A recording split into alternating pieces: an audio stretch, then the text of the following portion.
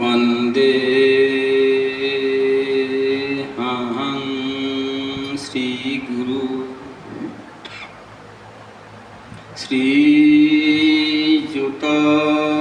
श्रीयुतपदकमलं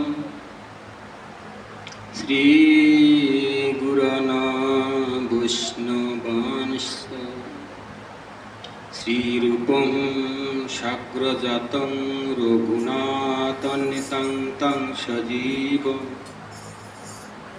साद्वैतं सावधूतं परिजनसहितं श्रीकृष्णचैतन्यदेवं श्रीराधाकृष्णपादानसहगं ललितान् विशाखान्वितांश्च यस्य प्रसाद भगवत्प्रसाद यस्य प्रसादान्न गति कुतोऽपि ध्येयं स्तवं यशस्रत्रिसन्ध्यं वन्दे श्रीगुरुचरणरविन्दम् अनर्पिता चरिंचिरा करुणायवतीर्ण कलो समर्पयित उन्नत उज्ज्वलरसं सभक्ति श्रियं हरिपुरट सुंदर दुति कदम्ब संदीपित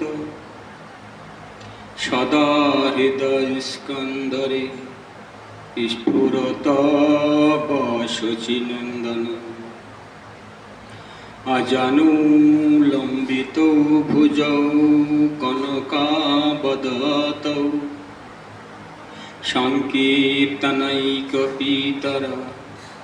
कमलायतक्षौ विशंभर द्विजवर युगधर्मोपल वंदे जगत प्रियकर करुणावतार नमो त्रिकलशताय जगन्नाथ सुताय च सभित्राय सपुत्राय सकलत्राय ते नमो नमः मुखं करोति वाचालं पङ्गुलं गायते गिरिं यत्कृपातमहं वन्दे परमानन्दमाधवं दुर्गमे पथि मेन्धस्या स्खलत्पादं गतिर्मः सत्कृपा षष्टिधनन संतं बलं वनम्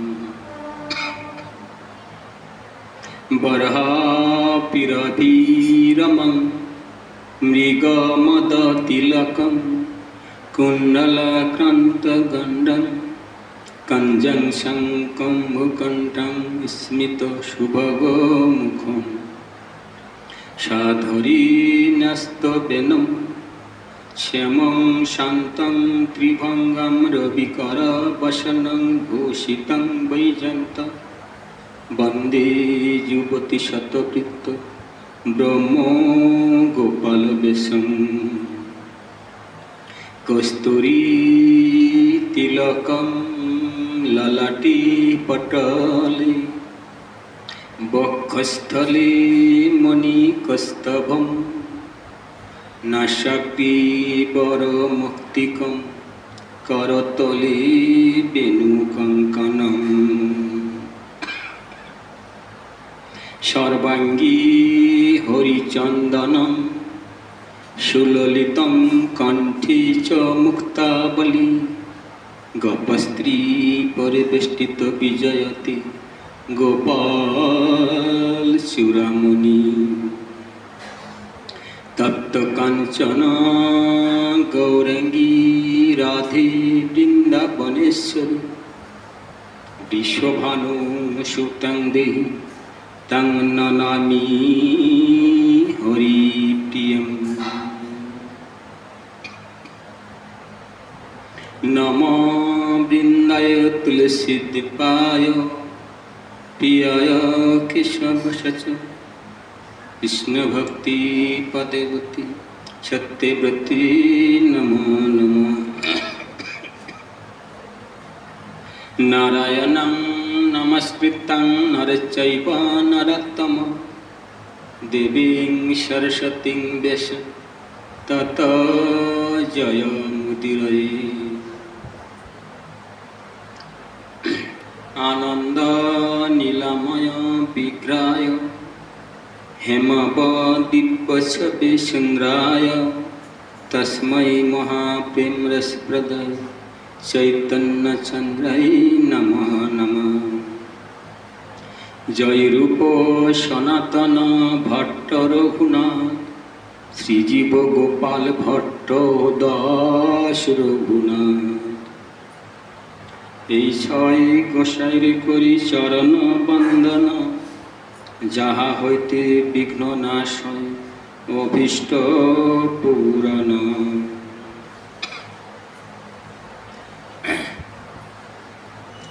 গৌর ভক্তের সহিত গৌরাঙ্গ জয় জয়। গৌর গোবিন্দের কথা শ্রবণ ভক্তি লাভ হয়। হরে কৃষ্ণ কৃষ্ণ কৃষ্ণ হরে হরে হরে রাম রাম রাম হরে হরে। সকল বৈষ্ণবের প্রতি রহিল শত সহস্র প্রণাম। এতে কোনো অপরাধ না হোক আমার। সবাই মিলে কর দয়া পরখ মোর, এই প্রার্থনা করে দিনহীন দাস। জয় জয় নিতাই গৌর সীতানাথ প্রেমানন্দী হরি বল হরি বল হরি বল।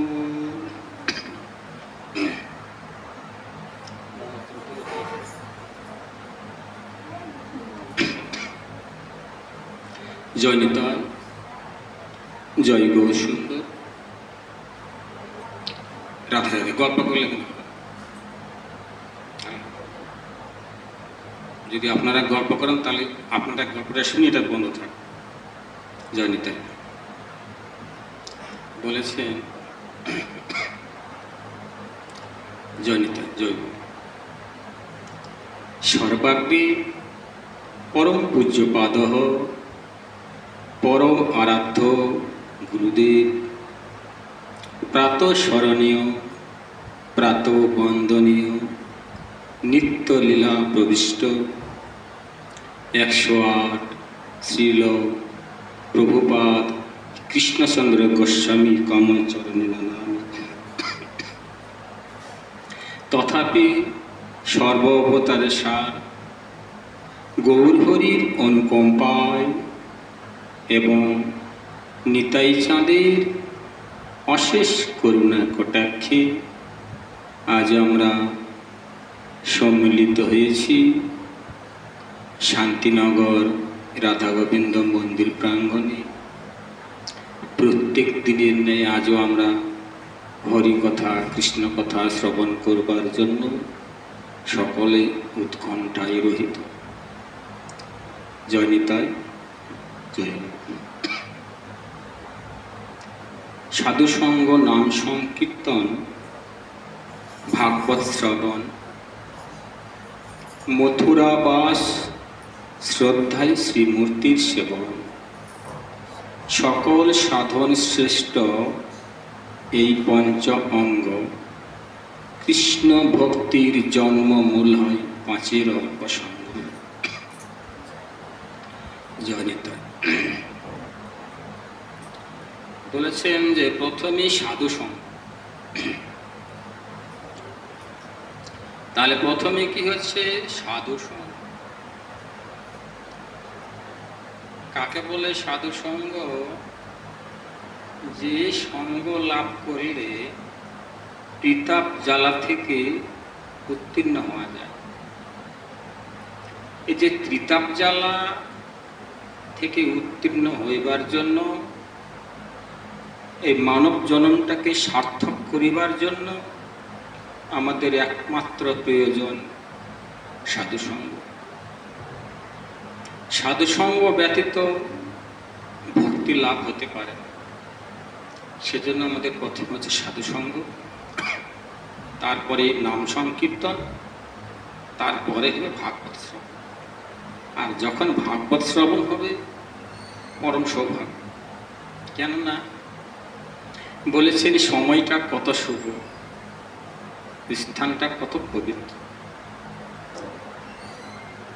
এই যে পাঠের ক্রম নয়, অল্প সময় হয় না, 2-2.5 ঘন্টা পাঠ করলে ঠিক হয়। হ্যাঁ, ভূমিকা আলোচনা করতে, চরিত্র কথা আলোচনা করতে শেষ হয়ে যায়। হ্যাঁ, তাহলে আমাদের প্রথমে জানতে হবে ভাগবত কাকে বলে। হ্যাঁ, বলেছেন যে যেখানে হরি কথা হয়, কৃষ্ণ কথা হয়, সেখানে স্বয়ং ভগবান ছুটে আসে। তাহলে যেখানে আমরা হরি কথা, কৃষ্ণ কথা শ্রবণ করব, সেটা কিন্তু আর শান্তিনগর থাকছে না, কি হচ্ছে, ধামে পরিণত হচ্ছে। ধামে পরিণত, তাহলে আমাদের পরম সৌভাগ্য। বলেছেন যে তুলসী কাননম যত্র যত্র পদ্ম বনানি চ পুরাণম পাঠনম যত্র তত্র সন্নিহিত হরি। যেখানে হরি কথা হয়, যেখানে কৃষ্ণ কথা হয় এবং তুলসীর বন, সেখানে হরি স্বয়ং ছুটে আসে। তো যাই হোক, সেজন্য বলেছেন যে ভক্ত সঙ্গ আগে আমরা শ্রবণ করব ভাগবত, শ্রীমদ্ ভাগবত মহাপুরাণের কথা। ভাগবত, ভয়াকার গো বো আর্ত, এই ভাগবত, এটা আগে ভালো করে জানব। তাহলে বলেছেন যে ভাগবত কাকে বলে। যেমন গীতা হচ্ছে ভগবানের মুখের নিঃসৃত বাণী, আর ভাগবত সাক্ষাৎ ভগবান। ভগবানের 3টা রূপ। প্রথম রূপ হচ্ছে চিন্ময় রূপ। এই চিন্ময় রূপ সবাই দেখতে পারে না, যদি গুরুদেবের কৃপা হয়। গুরুদেবের কৃপা বললে, যদি গুরুদেব দিব্য জ্যোতি প্রদান করে, তখন সে চিন্ময় রূপ দর্শন করতে পারবে এবং তখন তাহার অন্তরে প্রেম উদ্ভাসিত হবে। দ্বিতীয় রূপ হচ্ছে মৃন্ময়।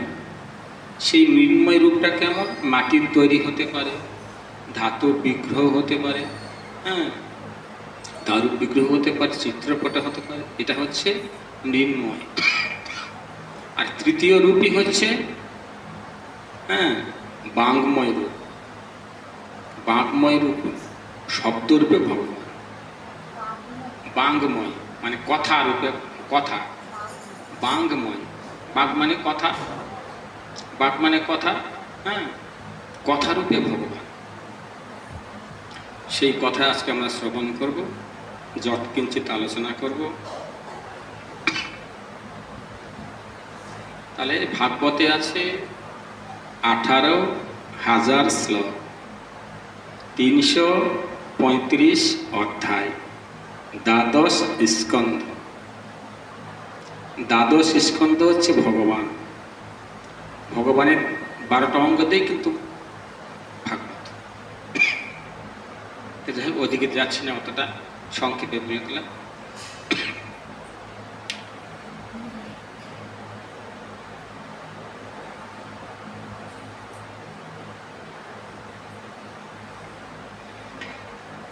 যে মানবা পাপ কৃতস্তু সর্বদা সদা দুরাচারতা বিমার্গা ক্রোধ অগ্নি দগ্ধা কুটিলশ্চ কামিনা সপ্তাহে যজ্ঞেন কলহ পুনন্তিতে।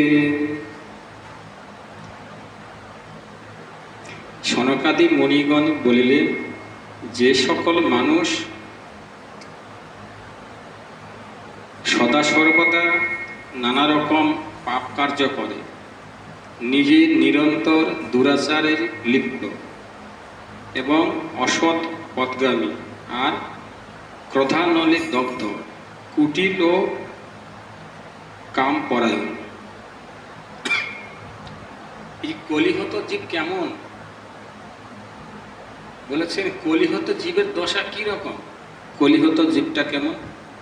বলেছেন অনর্থ কলির কাম। কলির কাম কি? অনর্থ। অনর্থ কলির কাম, নাহি মুখে কৃষ্ণ নাম, অসৎ কথাই সততে মুখ। কলিযুগের মানুষেরা সদা সর্বদাই অসৎ কার্যে লিপ্ত। শুধু আহার, নিদ্রা, মৈথুন, সুখ এ নিয়ে ব্যস্ত। ভগবানের কথা শোনার সময় নেই। কিন্তু তাহার মধ্যে বলেছেন ভক্তি, মুক্তি, সিদ্ধিকামী সুবুদ্ধি যদি হয়, সব ত্যাগে এসে শ্রীকৃষ্ণ কথা। তো বলেছেন যে ভাগবত কথা, হরি কথা, কৃষ্ণ কথা, ভগবানের কথা শ্রবণ করলে যত পাপাচারী হোক, যত পাপ করে থাক, সেই সমস্ত পাপ নষ্ট হয়। নারদ মুনি প্রশ্ন করলেন সনকাদিকে, ঠিক আছে তাহলে কার কার হয়েছিল? কার কার হয়েছিল? সনকাদি বললেন ঠিক আছে, বলছি শ্রদ্ধার সহিত শ্রবণ করো। সনকাদি বললেন বলছি কার কার হয়েছিল? দুরাচার হলেও ভাগবত সাপ্তাহিক কথা শ্রবণ করে মুক্তি লাভ হয়েছিল। কার কার হয়েছিল? বলেছেন যে বলছি কৃপার সহিত তাহা শ্রবণ করো। তুঙ্গভদ্রা তটে পূর্বমতঃ পত্তনম অত্র বর্ণা স্বধর্মেণ সত্যকর্মতঃ পরা। বলেছেন পুরাকালে তুঙ্গভদ্রা নদীর তটে এক ব্রাহ্মণ ছিল, তার নাম আত্মদেব ব্রাহ্মণ। তিনি অত্যন্ত নিষ্ঠাপরায়ণী ছিলেন, সদা সর্বদাই হরি ভজনে ব্যস্ত। কিন্তু তাহার একটাই মনে দুঃখ, তাহার কোনো সন্তান ছিল না। তাহার সন্তান ছিল না বলে সকলেই তাহাকে বলতো দুরাচার। হট করে এর মুখ দর্শন করতে নেই, বন্ধা।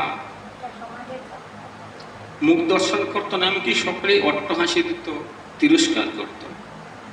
শুনিতে শুনিতে তিনি ভগবানের কাছে প্রার্থনা করতেন, হে ঠাকুর, সবাই যে আমাকে তিরস্কার করে, আমি এত বড় অপরাধী, কোনো সন্তান নেই, কৃপা করে একটি সন্তান দাও,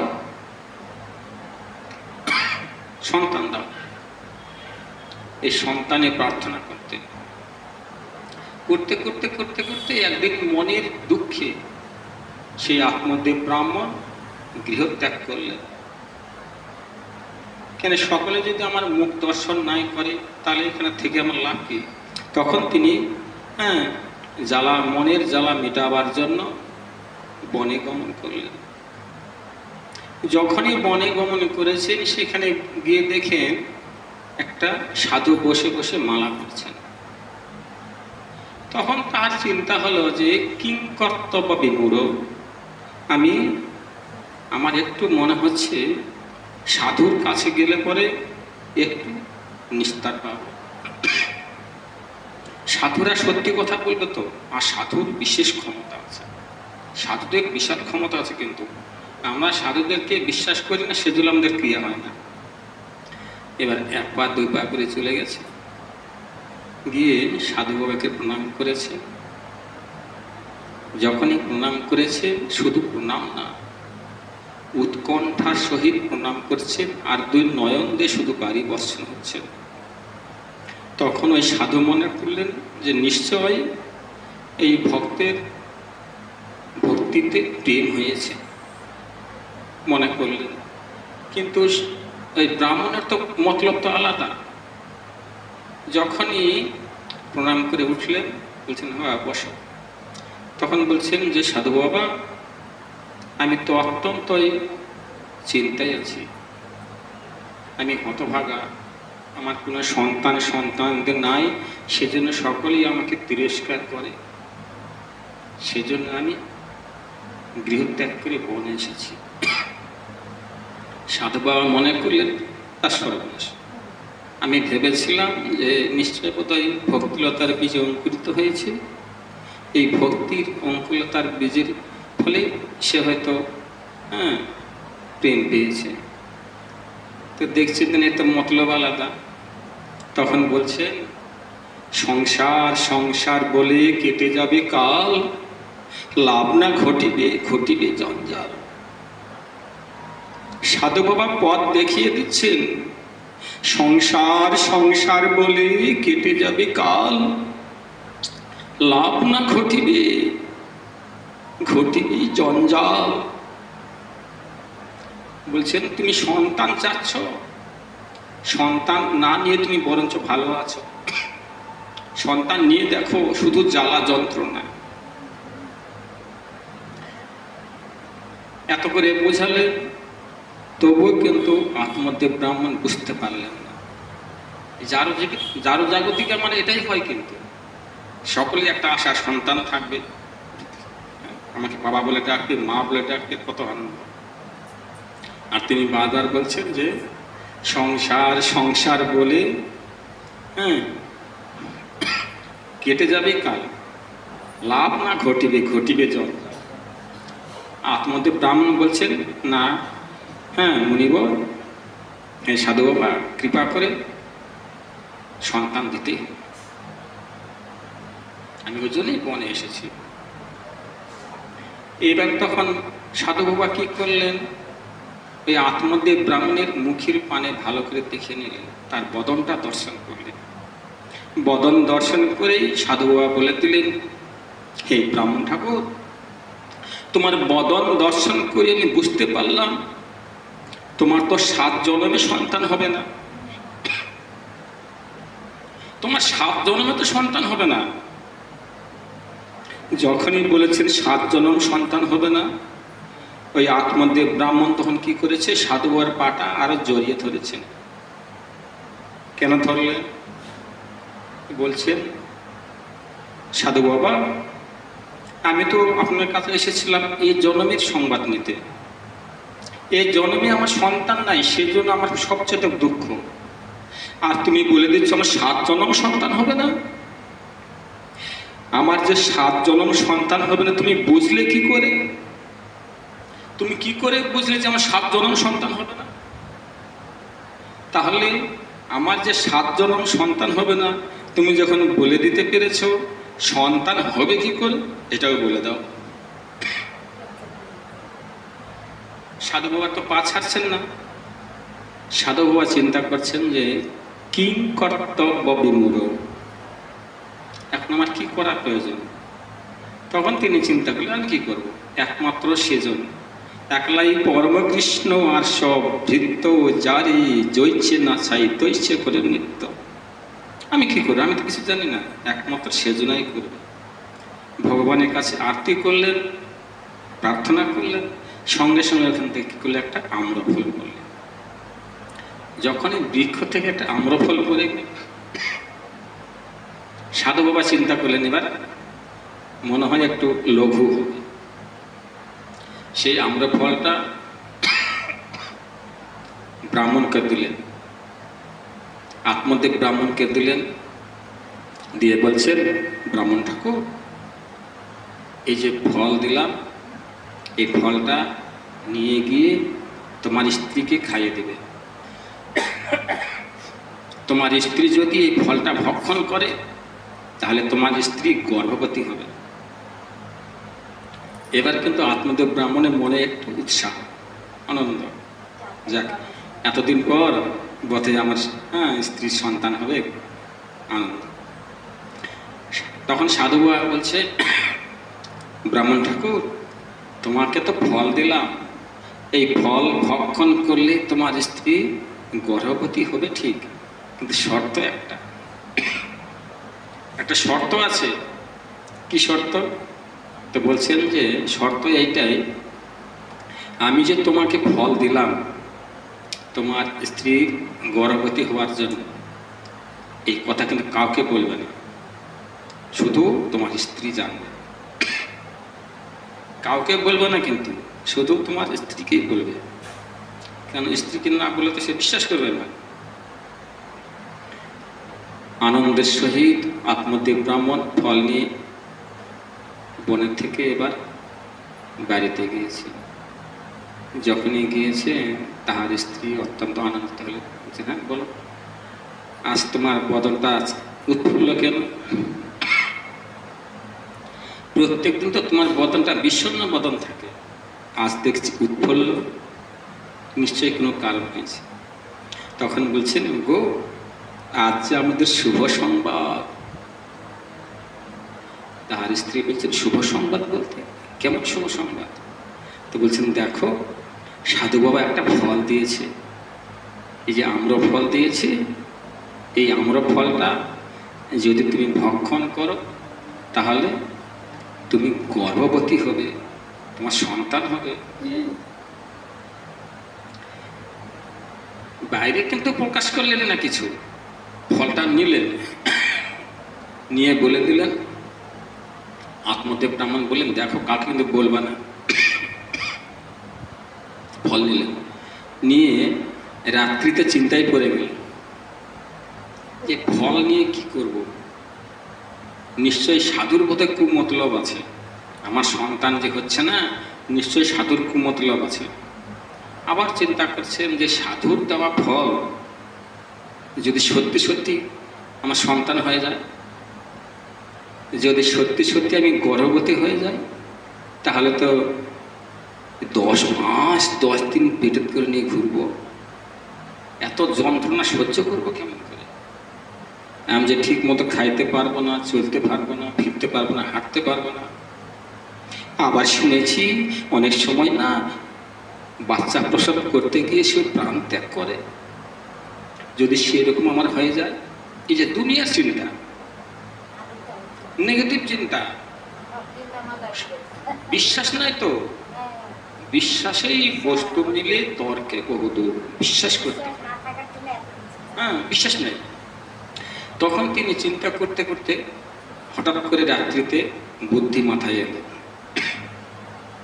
বুদ্ধি মাথায় এলো, তিনি চিন্তা করলেন, না কারো কাছে বলবো না, একমাত্র আমার দিদি আছে, দিদিকে গিয়ে বলবো। তো দেখবেন সকলের সঙ্গে সকলের কিন্তু পরামর্শ হয় না। চোরের সঙ্গে পরামর্শ হবে চোরের, মাতালের সঙ্গে পরামর্শ হবে মাতালের, বেশ্যার সঙ্গে পরামর্শ হবে বেশ্যার। যার যেমন মন তার সঙ্গে তেমন বন্ধুত্ব। তখন তিনি কি করলেন, এবার ভোরবেলা উঠে চলে গেলেন দিদির কাছে। দিদিকে গিয়ে বলছেন, দিদি আমি যে অত্যন্ত বিপদে পড়ে গেছি। ওর দিদি বলছেন, কি বিপদে পড়ে গেছে? হ্যাঁ বলছেন, দিদি আমি যে বিপদে পড়ে গেছি না, একমাত্র তুমি বোধহয় ইহার সুরাহা করিতে পারবে। কেমন বিপদে পড়ে গেছে গো? বলছে, দেখো না আমার স্বামী একটা সাধুর দেওয়া ফল নিয়ে এসেছে, সাধুর দেওয়া ফল নিয়ে এসেছে, আর বলেছেন সাধুর দেওয়া যে ফল, এই ফলটা যদি আমি ভক্ষণ করি তাহলে আমার গর্ভে সন্তান আসবে। দিদি আমি কেমন করে সহ্য করব? 10 দিন, হ্যাঁ 10 মাস 10 দিন কেমন করে সহ্য করব? ঠিক মতো খাইতে পারবো না, চলতে পারবো না, উঠতে পারবো না। আবার অনেক সময় অনেকে মারাও যায় প্রসব করতে গিয়ে। তখন বলছেন তার দিদি, বোন তুই চিন্তা করবি কেন, তোর কোনো চিন্তা নেই। দেখেন লোকের কুচিন্তা, কুবুদ্ধি, সৎ লোকের সৎ বুদ্ধি। সেজন্য যদি সঙ্গ করতে হয় তাহলে সৎসঙ্গ হয়, অসত্যের সঙ্গ করলে অসৎ বুদ্ধি, হ্যাঁ অসত্যের সঙ্গ করলে অসৎ বুদ্ধি। বলছেন তোর কোনো চিন্তা নেই, চিন্তা তো আমার। চিন্তা কেন? আমার পেটের তো বাচ্চা আছেই, তুই একটু ভান করে থাকবি, পেটের মধ্যে ধীরে ধীরে একটু করে কাপড় বেঁধে নিবি, যেন স্বামী বুঝতে পারে গর্ভবতী হয়েছিস। আর যখন আমার পেটের বাচ্চা আছে, আমার পেটের যখন আমার যখন প্রসব হবে, তোমাকে রাতে রাতে পার করে দেবো, তোমার চিন্তা শেষ। আর ওই সাধুর দেওয়া ফল, সাধুর দেওয়া ফলটাকে পরীক্ষা করে দেখবো সাধু যে দিয়েছে ফলটা কেমন ফল, তোর বাড়িতে তো গাভী আছে, তারও তো বাচ্চা হয় না, বরঞ্চ ওই গাভীকে খাওয়াই দে, দেখি সাধুর দেওয়া কেমন ফল। দেখেন দিদির কথা ঠিক শুনেছে, রাতে রাতে চলে এসেছে, এসে বাড়িতে যে গাভী ছিল সেই গাভীকে খাইয়ে দিয়েছে আমরা ফলটা। ধীরে ধীরে ধীরে ধীরে ধীরে ধীরে হ্যাঁ গর্ভবতীর ভান করছে। এইবার আত্মদেব ব্রাহ্মণ কিন্তু একটু আনন্দিত হলেন, যাক এতদিন শেষ বয়সে বৃদ্ধ বয়সে আমার সন্তান হবে, আর তো কেউ হাট খুঁড়ে বলবে না, বন্ধা বলবে না, সন্তান হবে, আনন্দ। এইবার কিছুদিন বাদে দিদির তো বাচ্চা হয়েছে, রাতারাতি পার করে দিয়েছে, যা বলেছিলেন তা শিখিয়ে দিয়েছে, সঙ্গে সঙ্গে সন্তানকে দেখিয়ে বলছেন দেখো কত সুন্দর আমার সন্তান হয়েছে। আত্মদেব ব্রাহ্মণ তো অত্যন্ত আনন্দ, শেষ বয়সে যদি সন্তান হয় সকলে আনন্দ, আনন্দ হচ্ছে। ছেলে হলো, যখন ছেলে হলো তখন বলছে আমি নাম রাখবো। ব্রাহ্মণ বলছেন আমি নাম রাখি, ভালো রাখি, এতদিন পর সন্তান হয়েছে। তাহার স্ত্রী বলছেন না, তোমার নাম দেওয়া চলবে না, এখন মহিলাদের যুগ না, মহিলাদের কথায় প্রাধান্য পাবে, মহিলাদের কথায় প্রাধান্য পাবে, তোমার কথাই হবে না, আমার সন্তান হয়েছে আমি নাম রাখবো, আমার নাম ধুন্দুলি, আমার সন্তানের নাম হবে ধুন্দুকারী। ধুন্দুকারী,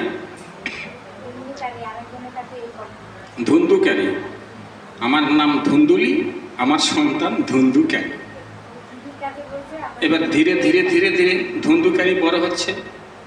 কিছুদিন বাদে এবার কি হচ্ছে, ওই গাভীর থেকে আবার সন্তান হলেন।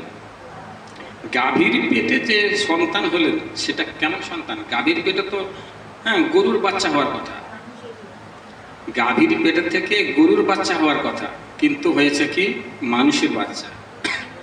সবাই তো আশ্চর্য হয়ে গেলেন, আশ্চর্য ঘটনা না, গাভীর পেটে থেকে মানুষের বাচ্চা, গোটাটা আকৃতি কিন্তু মানুষ, কিন্তু কান দুটা গরুর মতো লম্বা লম্বা কান।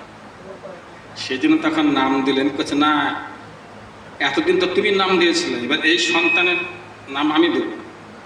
তখন ব্রাহ্মণ ঠাকুর নাম দিলেন তার গোকর্ণ, গরুর মতন কান, সেজন্য তার নাম রাখলেন গোকর্ণ। গোকর্ণ আর ধুন্দুকারী দুজনেই কিন্তু লালিত পালিত হচ্ছেন, হইতে হইতে হইতে হইতে দুটাই ছেলে, দুটাই ছেলে, দুটাই হ্যাঁ শশী কলার ন্যায় বড় হচ্ছে। বড় হইতে হইতে হইতে হইতে হইতে গোকর্ণ শাস্ত্রবিদ্যায় পারদর্শী হলেন। সাধুর দেওয়া ফল বিফলে যাবে না, গোকর্ণ শাস্ত্রবিদ্যায় পারদর্শী হলেন। আর ধুন্দুকারী দিনে দিনে ধীরে ধীরে অসৎ পথে অবলম্বন করলেন। করতে করতে তিনি কি করলেন, এবার বেশ্যালয়ে যেতে লাগলেন, বেশ্যালয়ে, পতিতালয়ে। তাহলে ধুন্দুকারী যাচ্ছেন পতিতালয়ে, আর গোকর্ণ যখন শাস্ত্রবিদ্যায় পারদর্শী হলেন, পারদর্শী হয়ে তিনি চিন্তা করলেন এই স্থান তো আমার নয়। দেখবেন সাধুদের অনুকূল পরিবেশ চাই, পরিবেশ যদি সঠিক না হয় সে টিকতে পারবে না। তখন গোকর্ণ চিন্তা করলেন যে এখানে তো আমি তো তিষ্ঠাতে পারবো না, বরঞ্চ আমি ধীরে ধীরে আমার পথ আমি দেখে নিই। তখন তিনি বৃন্দাবনে গমন করলেন, বৃন্দাবনে চলে গেলেন। একজন কিন্তু কমে গেলেন। এবার ধুন্দুকারী ধীরে ধীরে বিশ্বাবৃত্তি করতে যেতে যেতে অর্থের দরকার, তো পিতার সঙ্গে গণ্ডগোল, অর্থ নিয়ে গণ্ডগোল, সবসময় পিতার সঙ্গে গণ্ডগোল হচ্ছে, অশান্তি হচ্ছে। তখন মনের দুঃখে পিতা এবার বনে গমন করলেন। বনে গমন করলে আর বলছেন যে সাধু তো ঠিকই বলেছিল, সাধু বলেছিল সংসার সংসার বলে কেটে যাবে কাল, লাভ না ঘটিবে ঘটিবে জঞ্জাল। ঠিকই তো বলেছিল, আজ তো আমার তাই হলো। ছেলে আমাকে প্রহার করছে, ছেলে আমাকে অত্যাচার করছে, এত জ্বালা যন্ত্রণা সহ্য করবো কি করে? তখন তিনি বনে গমন করলেন। এবার কে থাকলো?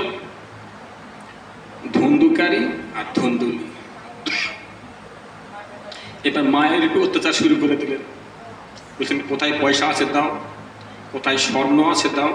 অত্যাচার করতে অত্যাচার করতে করতে ভয় দেখাচ্ছে, হ্যাঁ তোমাকে মেরে ফেলবো, এই করব সেই করব, অত্যাচার। তখন তাহার মাতা চিন্তা করলেন, এ কি করলাম আমি তো বুঝতে পারিনি আগে।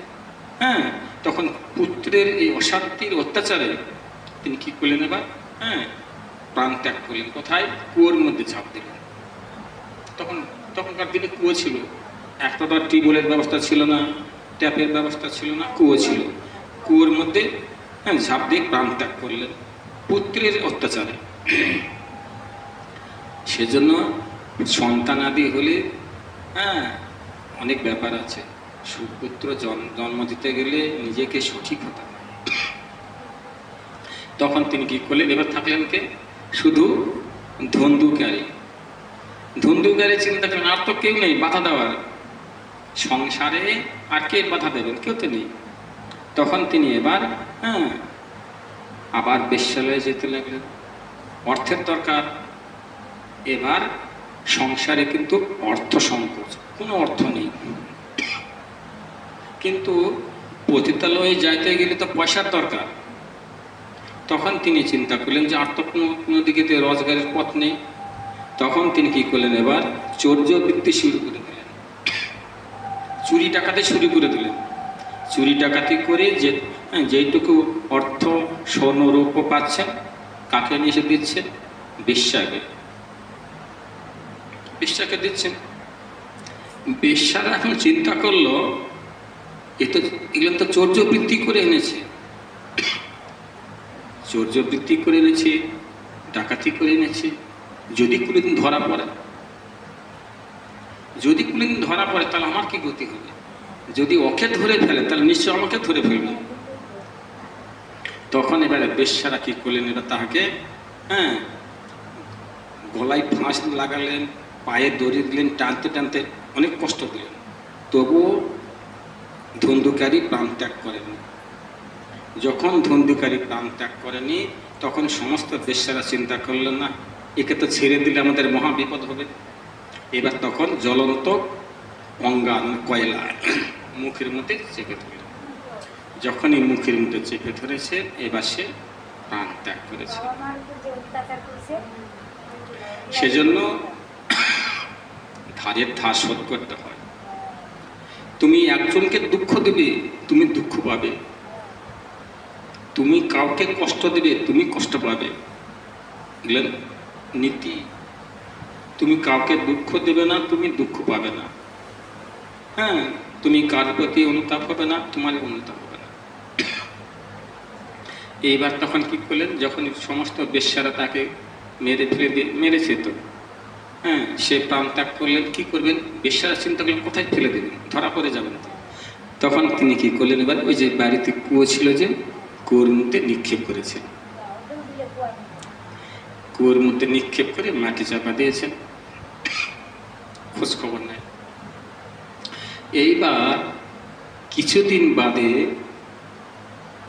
গোকর্ণ চিন্তা করলেন যে একটু গিয়ে দেখে আসি আমার পিতা মাতারা কেমন আছে, আমার ভ্রাতা কেমন আছে, দেখে আসি। হ্যাঁ, এটা কিন্তু সকলের কর্তব্য। তখন তিনি কি করে চলে এসেছেন। এসে দেখেন বাড়িতে কেউ নেই। জিজ্ঞাসা করছেন, তখন বলছেন না কেউ তো নেই। পিতা বনে গমন করে প্রাণ ত্যাগ করেছেন, মাতা প্রাণ ত্যাগ করেছেন, যে ধন্দুকারী ছিল সে তো প্রাণ ত্যাগ করেছেন, কেউ নেই। তখন গৃহে থাকলেন কে? গোকর্ণ। একটা কথা মনে রাখবেন, সাধুদের কোনো ভয় নেই, সাধুরা ভয় পান না। সাধুগুরু বৈষ্ণবের কোনো ভয় নেই। কেন ভয় নেই? বৈষ্ণবের হৃদয়ে সদা সর্বদাই ভগবান বিরাজ করে। ভয় কেন করবে?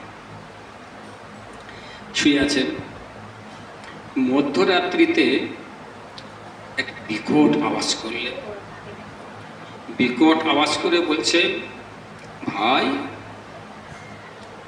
ভাই আমাকে রক্ষা করবে না, আমাকে রক্ষা করবে না? আমি যে কর্মের ফলে প্রেতজনিতে জন্মগ্রহণ করেছি, আমি যে প্রেত হয়ে গেছি, ভাই আমাকে প্রেতকুল থেকে উদ্ধার করবে না? আমি তো প্রেত হয়ে গেছি, আমাকে উদ্ধার করবে না? এইবার বিকট রূপ দেখে গোকর্ণ বলে, তুমি কে? সাধক তো ভয় নেই, বলছেন তুমি কে, সত্যি করে বলো। তখন করজোড়ে প্রার্থনা করে বলছেন যে, ভাই আমি তোমার হতভাগ্য ভ্রাতা, ধন্দুকারী। আমার অত্যন্ত পাপের ফলে, অত্যন্ত কর্মের ফলে অধোগতি হয়েছে। আমি যে প্রেতকুলে জন্মগ্রহণ করেছি, ভাই আমাকে কৃপা করে এই প্রেতকুল থেকে উদ্ধার করো, তুমি ছাড়া আমাকে কি উদ্ধার করতে পারবে না? তখন গোকর্ণ চিন্তা করলেন যে ঠিক আছে, এই যে উদ্ধার করবো, কেমন করে করবো? সাধুদের বুদ্ধি তো সাধুর মতো বুদ্ধি, সব পথের বুদ্ধি। তখন তিনি চিন্তা করলেন, ঠিক আছে একটা উপায় আছে,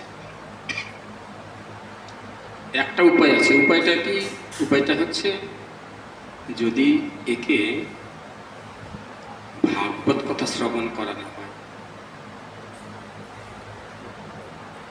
যদি ভাগবত কথা শ্রবণ করানো হয়, হ্যাঁ, সে যদি শ্রবণ করতে পারে, সে এই প্রেতকুল থেকে উদ্ধার পাবে। তখন তিনি ভাগবত কথার যজ্ঞের আয়োজন করলেন সপ্তাহব্যাপী।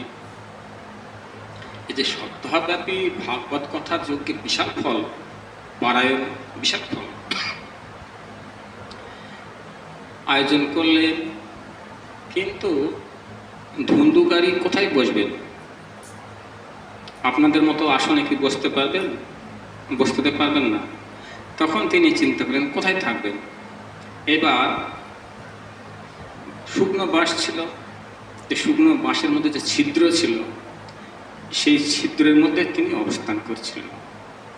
কেমন করে? আমাদের মতো না। হরি কথা, কৃষ্ণ কথা শ্রবণ করতে গেলে আগে সংযমী করতে হয়। যখন হরি কথা, কৃষ্ণ কথা শুরু হবে, তার কয়েকদিন আগে থেকে তিনি নিরাহার। একটাই চিন্তা, যে আমি এই প্রেতকুল থেকে উদ্ধার হবো কি করে? আমাদের তো সেই জ্ঞানটুকু নেই। শ্রবণের নিয়ম আছে, যেখানে হরি কথা, কৃষ্ণ কথা হয়, যেখানে সপ্তাহযজ্ঞ হয়, 7 দিন ধরে নিরামিষ আহার করতে হয়। হবিষণ্য করলে ভালো হয়, হবিষণ্য করতে হয়, এগুলো নিয়ম। হবিষণ্য করতে হয়, একবার অন্ন নিতে হয়। ইন্দ্রিয়কে যদি সংযম করতে না পারো, মনটাকে সঠিক পথে পরিচালিত করতে পারবে না। এই যে কর্মেন্দ্রিয় 5টা, জ্ঞানেন্দ্রিয় 5টা, 10 জন, আর মন হচ্ছে 1 জন। এই 11 জনের মধ্যে শ্রেষ্ঠ কিন্তু মন। মনকে যদি সঠিক পথে পরিচালিত করতে চাও, আহার শুদ্ধি করো। তো কি করলেন ধন্দুকারী? তার একটা ইচ্ছা, আমাকে উদ্ধার হতে হবে। তখন তিনি আহার নিদ্রা ত্যাগ করে দিলেন। ত্যাগ করে দিয়ে এখানে বসেছিলেন। আর আমরা তো ভালো মতো খাচ্ছি, ভালো মতো পাচ্ছি, একটু ঠিক মতো সেবা শান্তি না হলে চলবে না। আর ধন্দুকারী তার ইচ্ছা একটাই, যে আমার শ্রবণ করতে হবে। শ্রবণ শুরু করলেন। যখন প্রথম দিবস ভাগবত হয়ে গেলেন, হওয়ার পর যখন জয়ধ্বনি দিলেন, বিশ্রাম দিলেন, তখন সঙ্গে সঙ্গে একটা বাঁশের গিট ফেটে গেল। ধ্বনিতেই দেখেন ভাগবতে কি কৃপা, ধ্বনিতেই একটা বাঁশের গিট ফেটে গেল। তখন গোকর্ণ চিন্তা করলেন, এই যে সপ্তাহব্যাপী যে ভাগবত কথার আয়োজন করেছিলাম, নিশ্চয়ই তার একটু কৃপা হয়েছে। এরকম করতে করতে করতে করতে প্রত্যেক দিন ভাগবত কথা শোনাতে দেন, যখন জয়ধ্বনি দেন একটা করে বাঁশির গিট ফেটে যায়। করতে করতে যখন সপ্তম দিবস হয়ে গেলেন, হ্যাঁ, সপ্তম দিবসে বাঁশির গিট ফেটে গিয়ে একটা জ্যোতি বেরিয়ে এলো, আলোক জ্যোতি বেরিয়ে এসে গোকর্ণের পায়ে, হ্যাঁ, লুটিয়ে পড়লেন। আর বলছেন যে ভাই, তুমি আমাকে উদ্ধার করলে থেকে, হ্যাঁ, উদ্ধার করলেন। এবং সঙ্গে সঙ্গে এবার কি হলেন, স্বর্গ থেকে রথ চলে এলেন। স্বর্গ থেকে রথ চলে এলেন কার জন্য? ধন্দুকারীর জন্য। তো পরীক্ষিত প্রশ্ন করেছিলেন যে এই যে সপ্তাহব্যাপী যে হরি কথা, কৃষ্ণ কথা হয়েছিল, ভাগবত কথা হয়েছিল, শুধু তো ধন্দুকারী একলা শ্রবণ করেনি, সকলেই শ্রবণ করেছিল, কিন্তু রথ একটা এলো কেন? তখন সুত গোস্বামী উত্তর দিয়েছিলেন, দেখো, যাহারা শ্রবণ করেছিল শত শত ভক্ত, হ্যাঁ, তাহারা তো শ্রদ্ধার সহিত শ্রবণ করেনি, আহার নিদ্রা ত্যাগ করেনি। আর ধন্দুকারী আহার নিদ্রা ত্যাগ করে তাহার অন্তরে একটাই বাসনা ছিল, আমাকে যে উদ্ধার হতে হবে। তদ্রূপ যদি কেউ নিষ্ঠার সহিত, নিষ্ঠাপরায়ণ হয়ে একনিষ্ঠভাবে একগ্রচিত্ত হয়ে যদি শ্রবণ করে, তাহলে তার অন্তত ফল হয়, হ্যাঁ, সেখান থেকে তার উদ্ধার করে। তো যাই হোক, শুধু আত্মদেব ব্রাহ্মণ, হ্যাঁ, তারও জীবন ধন্য হলো। কেন বলেছেন? যদি কোনো বংশের মধ্যে একজন হরিভক্ত হয়, কোনো বংশের মধ্যে যদি একজন বৈষ্ণব হয়, তাহলে আগের 14 কুল, পরের 14 কুল এমনিতে উদ্ধার হয়ে যায়। সেজন্য বৈষ্ণবের এত মহিমা। যেমন হচ্ছে নলকুবির, মণিগ্রীব, তারা কিন্তু বুঝতে পারতেন না। কুবেরের পুত্র ছিল তো, অর্থের অহংকারে ধরাকে সরাগান করছিল, হ্যাঁ। যখন নারদ অভিশাপ দিলেন, সেই অভিশাপে তাদের কি হলেন, এবার বৃক্ষকুলে জন্মগ্রহণ করেছিলেন। যখন বৃক্ষকুল থেকে উদ্ধার পেলেন, ভগবান স্পর্শ লেগে উদ্ধার পেলেন, তখন বলেছিলেন যে যাও, এখন স্বর্গে চলে যাও। তখন করজোড়ে প্রার্থনা করেছিলেন, করে বলেছিলেন, কৃপা করে এই আদেশ আর করবে না, এই আদেশ করবে না। আমাকে যদি আবার পুনর্জন্ম দিতে চাও, যদি আমার পুনর্জন্মের ভাগ্য হয়, তাহলে কোনো বৈষ্ণবের ঘরে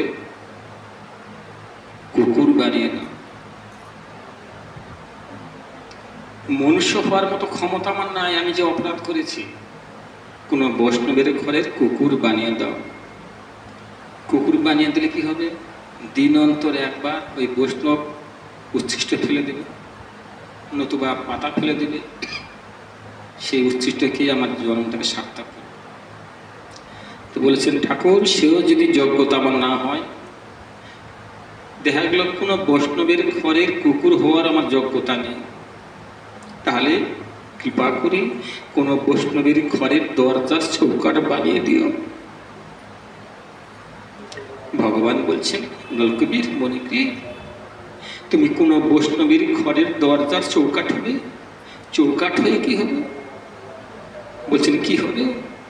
ওই বৈষ্ণব দিন অন্তরে একবার ঘর ছাড় দেবে, আর ঘর ছাড় দিলে যে ধুলোটুকু বেরোবে বৈষ্ণবের পদধূলি, তখন সেই বৈষ্ণবের পদধূলি আমার মস্তকে পড়বে, আমার জন্মটা সার্থক হবে।